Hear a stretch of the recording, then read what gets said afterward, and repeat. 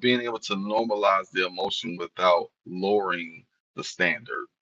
That's the balance that we often try to seek, you know, and because pushing through without really processing those emotions, it doesn't necessarily build the toughness or the mental fortitude, it builds suppression. Physical complaints, that's one thing that we often don't talk about. They may start to have more headaches, may be more nauseous or fatigue. They may complain about being tired all the time. Welcome back to Beyond the Steps, produced by Apolla Performance and Turning Point Dance Creations. We are kicking off a brand new May series, and this is one I think that every dancer, athlete, coach, studio owner, insert any title you want, needs to hear. We are sitting down with a licensed clinical mental health counselor, certified grief-informed professional, and public mental health advocate, Damion Harmon, known widely as Not Your Average Therapist, to talk about grief, all of it. The kind that comes from death, from illness, from injury, from competition, from the world around us, and from the quiet transitions that we do not always have words for. Damion, we are so glad you are here. Thank you so much. Thank you for having me. I'm looking forward to the conversation. It's a great topic. Yeah, Melissa, let's dive in because I know we have a lot of questions for him today. Yes, absolutely. So, Damion, when most people hear the word grief, they immediately think of death. You work with grief in a much broader context. In plain terms, what is grief? You're absolutely right. Grief isn't just about death, it's about loss. And so anytime there's a gap between what was, what is, what we thought it was going to be, like we can consider that grief. So for like, me being a former football player, former athlete as well, as well as dancers and any other type of sport, grief shows up in a lot of different ways in unexpected places. So for example, like losing starting position or losing confidence or losing a version of themselves that they were proud of, injuries, even transitioning from one level to another can trigger grief. So, to put it in layman's terms, like grief is like an emotional response to change or endings or unmet expectations. And in performances like sports, these particular spaces where our identity is kind of tied to what we do, it shows up in, a lot more than what people do realize. So, Damion, what are the most common forms of grief you see in performance athletics? Dancers, we represent the kind of the dance community, but just any athletes for to that matter that tend to go unrecognized or completely unnamed. Some of the ones I often see, and especially for athletes within themselves, is usually the loss of identity. Like, who am I if I'm not performing? If I'm not playing that particular sport or doing that particular thing, who am I? So a loss of identity, also a loss of role. Not being able to lead if you're like the captain or something like that, or if you got benched, in certain sports, or gotten cut or replaced in a certain aspect. Loss of control as well. That comes up a lot, dealing with athletes when it comes in a form of an injury or coaching changes or just the team dynamics shifting.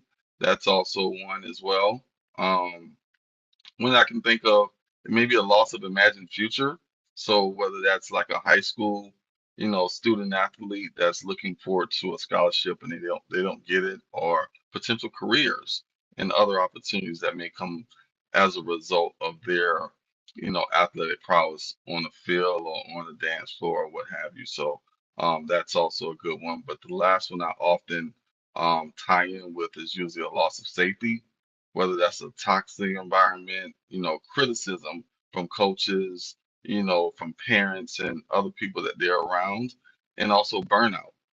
So sometimes when you're doing it too much and you're overwhelmed and you're stressed, you may burn out doing the thing that you actually love to do. Yeah, and I would also add, Melissa, don't you think because there's such an expiration date on these careers that we're using our bodies so much that when that portion of your career ends, it's sort of what you said, Damien. It's like your identity is tied to this thing, and when you can't do it anymore, you have to transition to something else. You're like, who am I now? Where do I go with this? Right?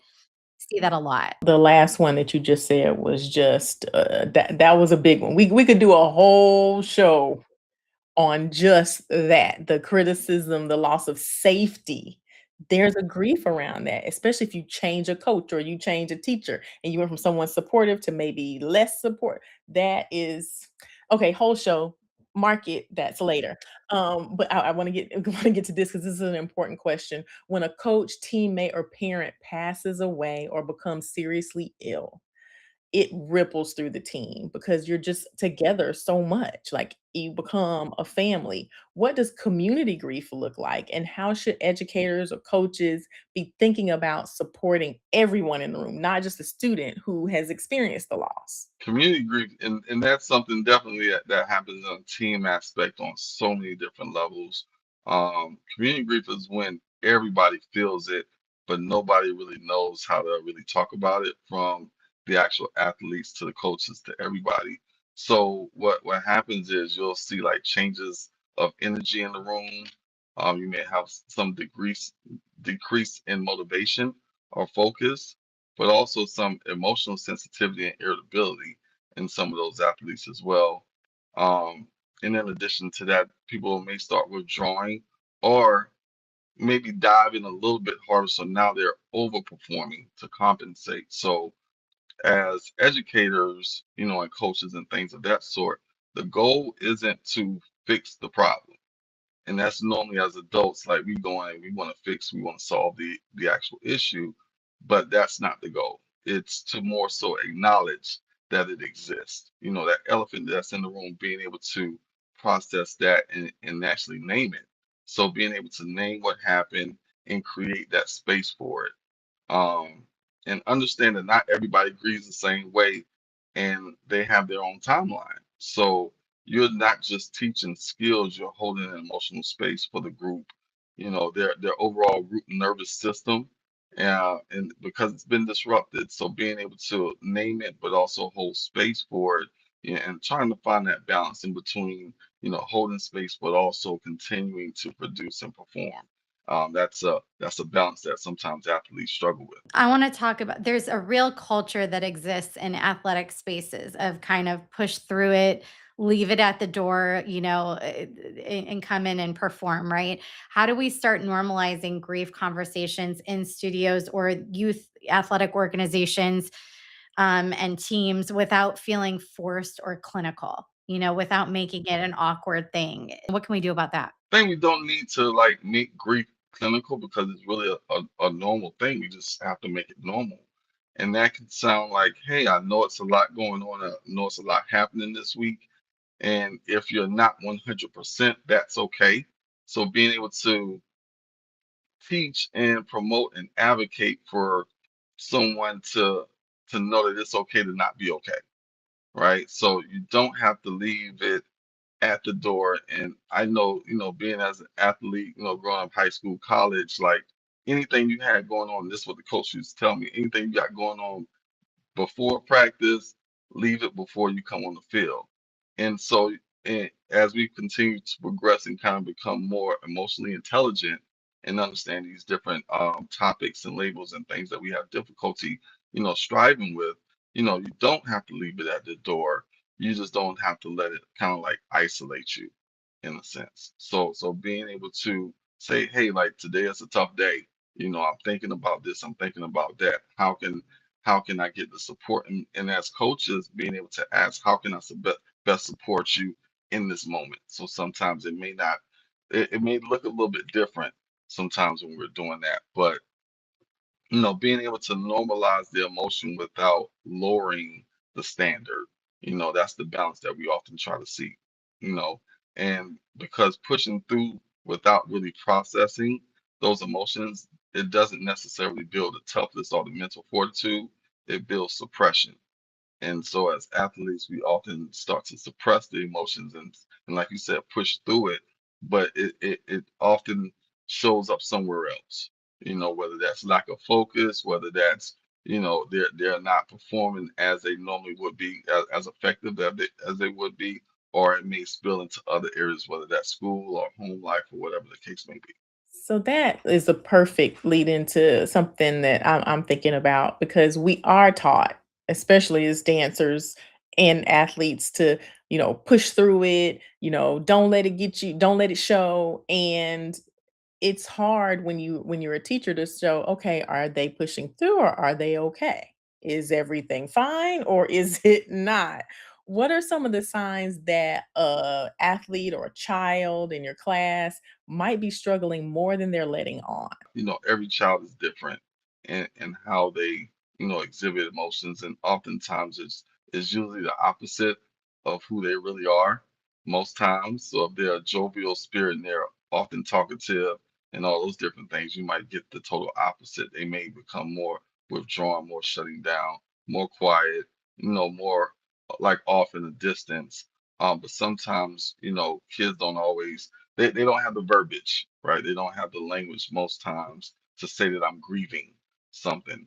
But they show it, right? So we often look for, irritability or anger for sure. Like I said before, withdrawal or isolation. A sudden drop in performance. If you notice that when your higher skilled athletes are not performing as they normally would just on a regular basis, you would see that difference in their performance. Um, like I said before, difficulty concentrating. They can't really focus on the task at hand because they're ruminating or thinking about other things that's kind of like at the forefront of their mind. Um, Physical complaints, that's one thing that we often don't talk about. They may start to have more headaches. They may be more nauseous or fatigued. They may complain about being tired all the time. Those are some of the physical and physiological impact that grief has on the body. But also on the flip side, it may be an athlete or a dancer that really striving for perfectionism, or they're overcompensating for that loss or that thing that they're going through. They may try to go extra hard, at practice or competing, things like that. But like I said before, if their behavior is changing, their internal world has changed. So if they're showing it on the outside, it's something on the inside that's happening as well, and that's kind of like the signal. Damian, could the same thing be said for like if you've got a student or an athlete that is normally one way, like they really are quick to make corrections or they absorb feedback really well, and then all of a sudden they're pushing back or they're not making the corrections the same way that they would have before? Is that something would that be considered a red flag as well? On the flip side of grief and those different stages of grief, you have depression within there. And when one is depressed, sometimes they may have a sense of hopelessness and lack of motivation. So if I'm normally motivated and I'm a self-starter and I take the initiative and all those things, sometimes when you're grieving, you may say, well, why am I doing it? What's the purpose? What's the meaning? And I may withdraw and I may stop doing the things that I would normally be doing. So I may not practice as hard, or I may call out and say, oh, I'm sick. I'm not doing it. Y'all go ahead. I'm just gonna sit back and kind of like just watch or not even attend at all. Thank you so much for that. That makes a lot of sense. And I think this really outlines nicely what grief is for us all to kind of put a definition to it, right? And we all kind of have experienced it, but sometimes defining it is really helpful.